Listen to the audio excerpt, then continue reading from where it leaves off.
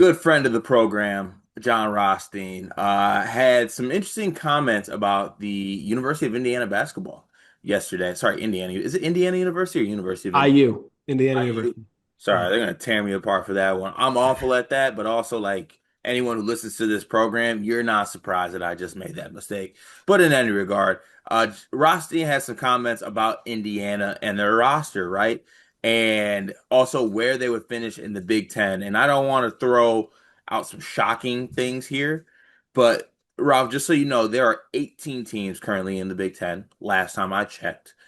And Rothstein in his Big Ten preseason power rankings has Indiana at 15th. That's 15th in the Big Ten out of 18 teams. Listen, I have been an Indiana skeptic throughout the past couple years. I really don't even know where I fall with this Indiana team 100%, but I'll tell you one thing. It is crazy to see them be ranked 15th in the preseason poll. Now, to Ross's credit, like he went on in this clip, he talked about some things as far as like saying it's hard to like know what you have with Indiana. It's hard to gauge them.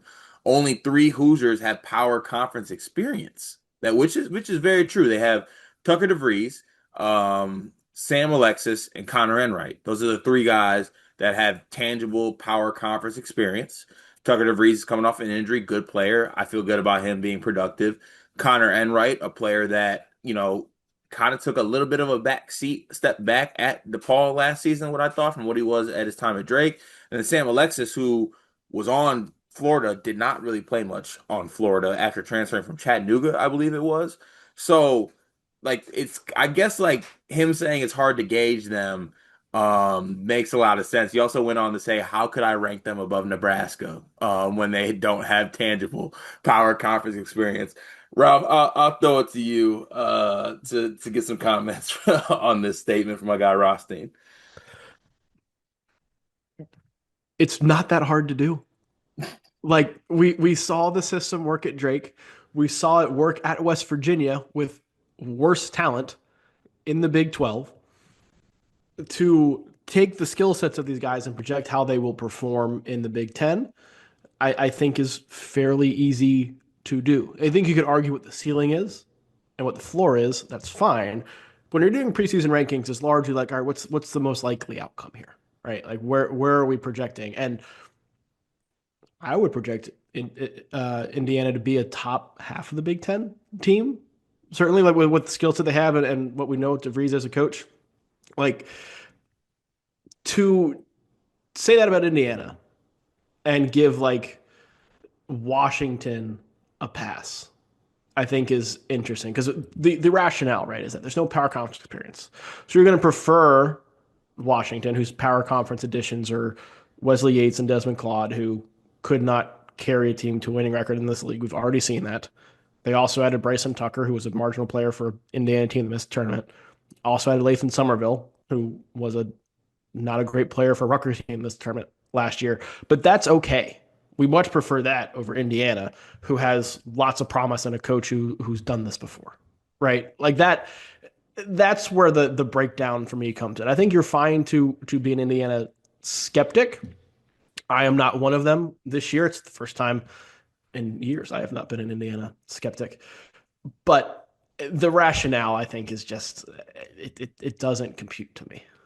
Yeah, and look, also here, like to your point, I think you make one of the best points of this before you even get to the roster is like what Coach DeVries can do, right? Like Yeah. this was a guy who lost one of his best players last season, Tucker DeVries.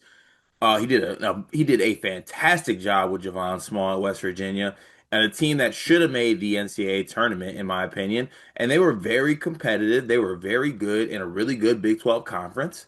I mean, they went into places like Fog Allen and won. Like that was a really good team, right? Yeah. You look at like the what level of team finished 15th in the Big Ten last year. Like we're talking about the USC's, Penn State's, Northwesterns, and Washingtons of the world. Washington's in their own planet. They were 4-16 last year, which is crazy. In the Big Ten, I'm speaking on. But I understand the point of the power conference experience, but to your point, you're not taking in coaching into a factor here. And like, let's not act like this roster doesn't have guys. Like Right. Reed Bailey can play. Lamar Wilkerson can play. They have other guys on this roster is, with all due respect, I don't really care about the power conference experience thing. With all due respect, if this team finishes 15th in the Big Ten, I don't want to overreact, but like the Reed shouldn't have a job. That's crazy. This video is brought to you by NBA 2KLab.com. 2K Lab worked with us last summer as well. They're one of our favorite entities in all of sports gaming. We want to show you their college basketball stadium locator challenge game. And I'm going to share a screen right now as we do this. South Carolina, bang. Oh, Ooh, okay, that's pretty good. Next, North Carolina. Why are we only getting the Carolinas? please Bang. lock in. St. John's, that's New New York. York. Well, Bang. that's New Jersey. We're on fire. Colorado. I actually don't know what state Colorado is. It's in Colorado. There's a state of Is that Colorado. this one? It's to the right of Phoenix. Anyway, you get the picture. This game's really fun. They've got more games as well, like Guess the NBA Player, Mystery Fantasy Draft, and more. Stay tuned for all of the college football content and games that they'll be putting together to help you get the best experience out of college football 26. Back to the video. That's ridiculous. Also, like if we're just ranking them by like power conference experience, right? Mhm. Nebraska's got 5. One of them is Sam Hoiberg. Respect Sam Hoiberg on this podcast, please. He's great, but like we could go down the list of rosters here in the Big Ten. Where does he have Iowa? Iowa's got He had Iowa two, so he had Iowa 13. He had Northwestern 14, and then Indiana 15th. yeah, Iowa's got 1. So why are they not lower? Yeah, the power conference experience point of it, I just don't agree with, and also just like looking at the roster and it as a whole, like I get it, but there's a bunch of players that come from non-power conferences that are successful, and there's also ones that aren't successful and don't have that experience. But like, just eye test here. Reed Bailey is a good player. Lamar, and I'm not even picking them to be like a top four team, but like I think they'll finish, like you said, in the top half or near the top half, right? Yeah, if you want to question Indiana, I think you question potential defensively and the lack of size. I think those are fair questions within the end, just because we don't know how it's gonna look. But like Tate and Conaway led Troy to the NCAA tournament and did everything for that team. Lamar Wilkerson could have gone anywhere he wanted to in the country. Mm. Chose Indiana, right? Tucker DeVries was him and Javon Small had West Virginia ranked in the top 25 a couple weeks into the season before he got hurt, right? Nick Dorn tore up UNC when he was at Elon, right? So like it, context matters so much in this. Context matters. So you can't just look at a roster and be like, oh well, they didn't play in a power conference.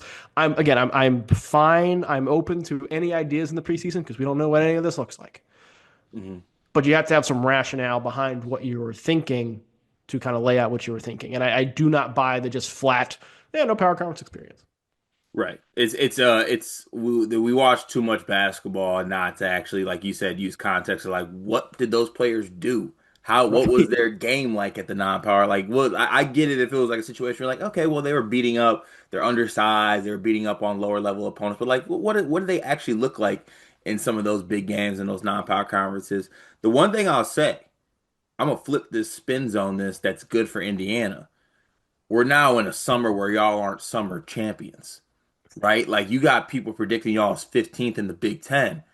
We can only go up from here. Like last year, last couple years, it's been, oh, we're gonna win the Big Ten. We're gonna be better than Purdue. We're gonna do this, that. They think you're 15th in the conference. At least Rothstein does. So what are you gonna do about it? So maybe it's a good angle that they're not off-season champions. Yeah, the amount of hate I got last year for suggesting that maybe Indiana was not on Purdue's level, that maybe they weren't going to finish top 2 in the Big Ten, to now being like, yeah, they're a very good top half team, and to have the expectations flip that way, I think that's a good point. Maybe Indiana just needs to get a little bulletin board material that they haven't had.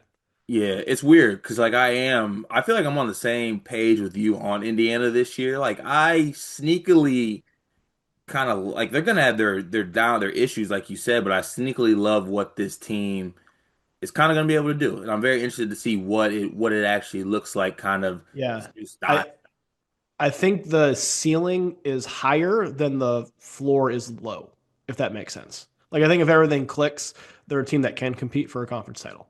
But I think if things don't click, they are still like a mid-tier Big Ten team. Yeah, yeah, that sounds about right to me. But yeah, Rothstein, love you, my guy, but 15th is crazy. And I know the Indiana fans are bookmarking that, and they will come back to that, and you will Yes. have to pay for that. So, but shout out to my guy Rothstein once again, just pumping out content. Love him for all that he does.